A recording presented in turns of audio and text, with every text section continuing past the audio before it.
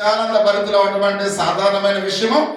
ఎంతో సంతోషాన్ని, చెప్పలేనంత సంతోషాన్ని వారు కలిగి ఉన్నారు. వాళ్ళు ఆ ఇంటిలోనికి వచ్చి మోకరించి అద్భుతమైన శిష్యులు ఆరాధించడానికి మనం చూస్తూ ఉన్నాం.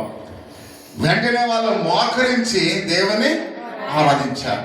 కొంతమంది బిడ్డలు ప్రార్థనకు రావగానే మోకరించి ప్రార్థన చేయడం నేను చూస్తూ ఉన్నాం. అంటే దేవుని యొక్క సన్నిధానంలో మనం మోకరించి ప్రార్థన చేయాలి. పెద్దలైనా, పురుషులైనా, సంఘ పెద్దలైనా ఎవరైనప్పుడు కూడా ఒకవేళ వీళ్ళందరూ చూస్తున్నారేమో అనే ఆలోచన సిగ్గుపడకూడదు. ఇక్కడికి వచ్చి మోకరించి ప్రార్థన చేసుకుని వెళ్ళి మీ ప్లేస్లో కూర్చోవాలి. కాబట్టి అందుకని ఎవరు కూడా సిగ్గుపడకూడదు. దేవుని మందిరం, జ్ఞానులే మోకరించి దేవుణ్ణి ఆరాధించారు ప్రియమైన వాళ్ళను. కాబట్టి అందుకని దేవుని యొక్క సన్నిధానంలో మనం తగ్గించుకోవాలి. ఎవరైనప్పుడు కూడా, పురుషుడైనా, స్త్రీ అయినా, పిల్లలైనా ఎవరైనప్పుడు కూడా. కాబట్టి మనం చూస్తాం కొన్ని సంఘాల్లో, మీరు చూడండి, కొన్ని సంఘాల్లో వాళ్ళు వచ్చి దగ్గర మోకరించి ప్రార్థన చేసిన తర్వాత వెళ్ళి వాళ్ళ ప్లేస్లో కూర్చుంటారు.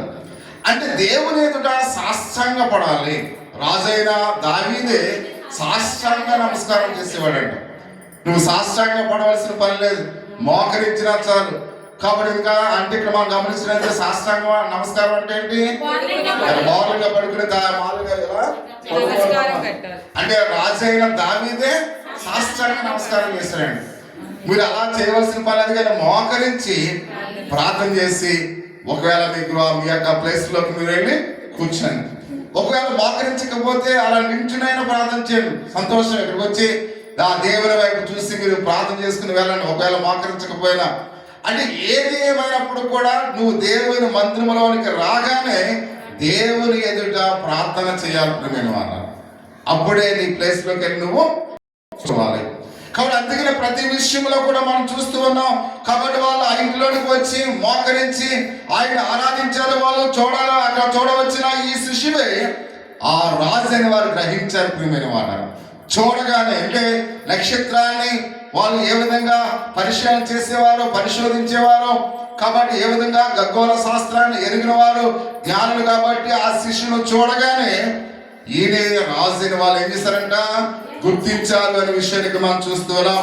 కాబట్టి దేవుడు పంపుతారన్న వాగ్దానం చేసిన మెస్సయ్య ఈయనే అని వాళ్ళు బెత్లెహేములో చాలా దూరము ఉన్న ఆ శిష్యుని వాళ్ళు చూసి ఎంతో అత్యానంద భరితులైనట్టుగా మనం చూస్తూ ఉన్నాం.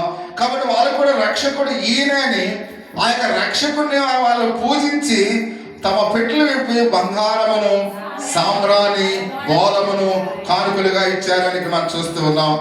బంగారము రాజులకు గుర్తుగా ఉంది ప్రియమైన వాళ్ళ. కాబట్టి అందుకని ఈయన రాజు అని వాళ్ళు గ్రహించారు కనుక, గుర్తించారు కనుక ఈయన రాజు అని వాళ్ళు ఎప్పుడైతే వాళ్ళు అనుకున్నారో ఆ బంగారము వారి పెట్టెలు ఏం చేశారంట, బంగారము తీసి కానుకగా ఇచ్చినట్టుగా మనం చూస్తూ ఉన్నాం. సాంబ్రాన్ని, గోధుమను కానుకలుగా ఇచ్చినట్టుగా మనం చూస్తున్నాం. బంగారము దేనికి బహుమానంగా ఉందన్నాడు, రాజులకు బహుమానముగా ఉందని మనం చూస్తున్నాం. సాంబ్రాన్ని ప్రజలు వారి యొక్క ప్రార్థన చేసే సమయాల్లో ప్రార్థనా మందిరంలో వాటిని ఉపయోగించేవారు ప్రియమైన వాళ్ళు. అంత మాత్రమే కాకుండా బాల్ మనం చూస్తూ ఉన్నాం. మనం ఇప్పుడు మనం వాడుతూ ఉంటాం. ఆ మామూలుగా ఆ సెంట్ని ఏమంటారు ఇంగ్లీష్ లో? పర్ఫ్యూమ్ అంటారు. అంటే పర్ఫ్యూమ్ వాళ్ళు ఉపయోగించేవారు. అంటే విలువైనవి, అంటే దేవుని యొక్క సన్నిధానంలో విలువైనవి తీసుకొచ్చినట్లుగా మనం చూస్తున్నాం. అందుకనే ఒక మరియమ్మ గారు ఏం చేసింది, ప్రభు పాదాలకి అత్తరుతో ఆయన మామూలుగా పాదాలు కడిగినట్లుగా మనం చూస్తూ ఉన్నాం. ఆ అత్తరి ఆ దినాల్లో ఎంత రేట్ అంట, 1 సంవత్సరము తన కష్టార్జితం అంట ప్రియమైన వాళ్ళు. అంటే ఎంతో విలువైన ఆ అత్తరు ప్రభువులకు ఏం చేస్తున్నామే, పాదాలుగా అక్కడ అభిషేకించినట్లుగా మనం చూస్తూ ఉన్నాం. అంటే ఇక్కడ ఈ యొక్క జ్ఞానులు కూడా విలువైనవి, బంగారము, సామ్రాణి, బోలము కూడా ఎంతో విలువైనవి. కాబట్టి విలువైనవి అయితే ప్రభువునకు వాళ్ళు తీసుకొచ్చినట్లుగా పరిశుద్ధ లేఖన భాగంలో మనం చూస్తూ ఉన్నాం. కాబట్టి అందుకని ప్రియమైన వాళ్ళగా, కాబట్టి ఆరాధనకు వచ్చే వాళ్ళు ఆ బహుమానాలను తీసుకొచ్చినట్లుగా మనం చూస్తూ ఉన్నాం. వారు రాజు ఆయన దేవుడై ఉన్నారని వారు ఎరిగి ఉన్నట్లుగా మనం చూస్తున్నాం ప్రియమైన వాళ్ళగా. ఈ విధంగా తన వాక్యాన్ని వినడానికి ఆ నక్షత్రము వాళ్ళని ఉపయోగించినట్లుగా మనం చూస్తూ ఉన్నాం.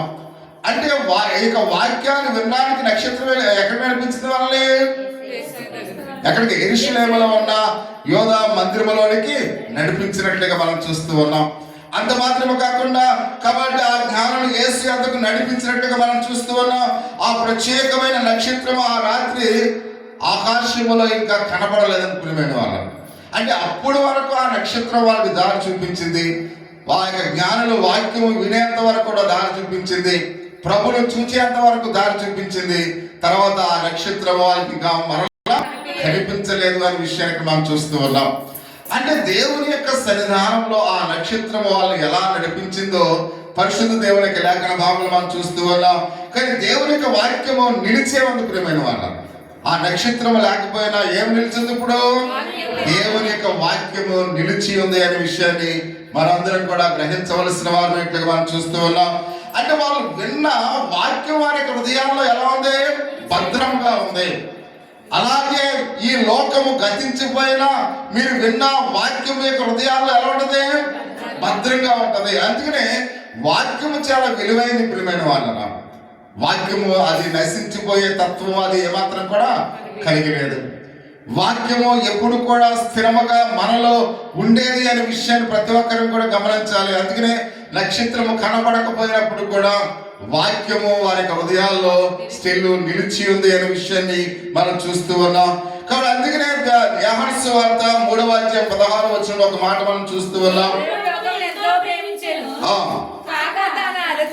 అతిథియ కుమారునిగా పుట్టిన వారి విశ్వాసం ఇచ్చు ప్రతివాడు నశింపక నిత్య జీవం పొందినట్లు ఆయన అనుగ్రహించడానికి మనం చూస్తూ ఉన్నాం. ఈ రోజు కూడా దేవుడు తన ప్రజలతో మాట్లాడుతూ ఉన్నాడు ప్రియమైన వాళ్ళ. ఈ రోజు కూడా దేవుడు ఎవరితో మాట్లాడు? తన ప్రజలతో మాట్లాడుతూ ఉన్నాడు. దేవుడు వారికి డైరెక్ట్ గా మాట్లాడుతున్నాడు.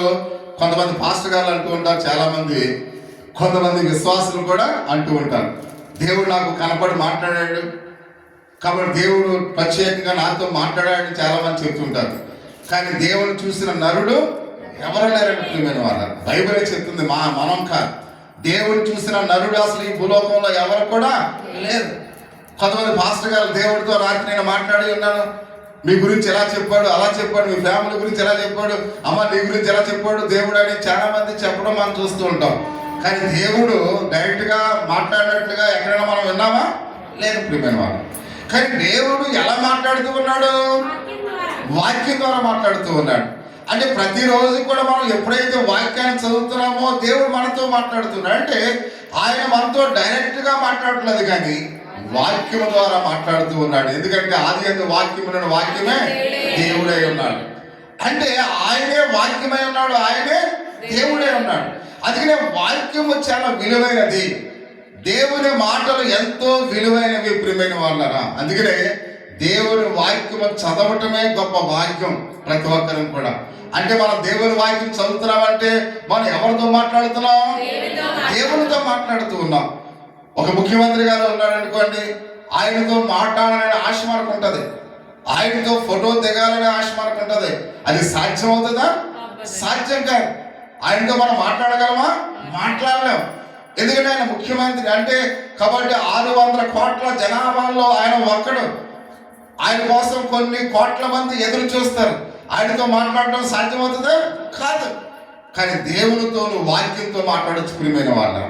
అంటే దేవునితో మాట్లాడడం ఎంత సులువు ఒకసారి గమనించాలి. అంటే నువ్వు దేవునితో మాట్లాడే గొప్ప వాక్యాన్ని మనం పొందుకుంటూ ఉన్నాం. కాబట్టి అందుకనే వాక్యము చదువుతున్నప్పుడు మనం దేవునితో మాట్లాడుతున్నాం అనే విషయాన్ని మనం గమనించినప్పుడు రోజు మనం దేవుని వాక్యాన్ని మనం చదువుతాం ప్రియమైన వాళ్ళ. కాబట్టి ఆ జ్ఞానులు అర్థం చేసుకున్నారు, కానీ మనకు వాక్యం అంటే మనకు అర్థం కావట్లేదు.